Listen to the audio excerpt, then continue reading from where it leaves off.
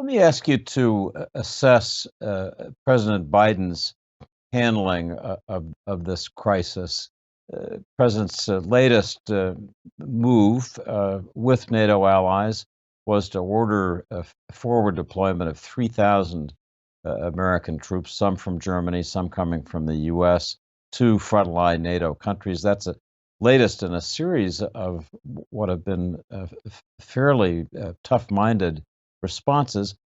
How would you assess his performance?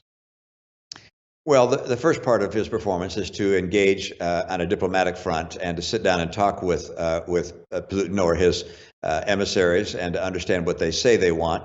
I have to acknowledge that the only time Putin is lying is if his lips are moving.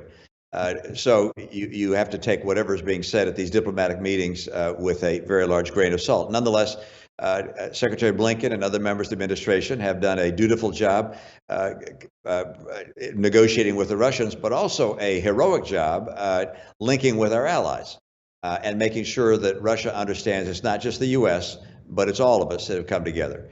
And then on the military front, I think it's important to point out we're not going to go to war with Russia.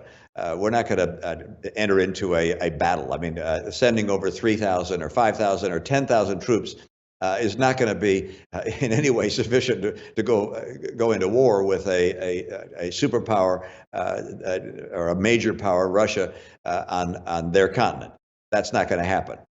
But sending those troops, as the president has done, sends a message to our allies.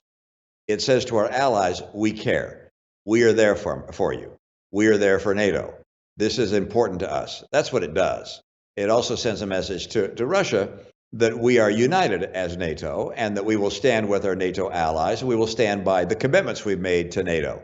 So that's what's being done. And I think it's the right step on the president's part. Whether those troops should be supplemented or not, those are questions which General Milley and Secretary Austin will have to resolve. But the message is being sent, and that's appropriate. And I hear you giving the Biden team pretty high marks for working with NATO, working with our allies to make sure that we have a unified response. Am I getting that right?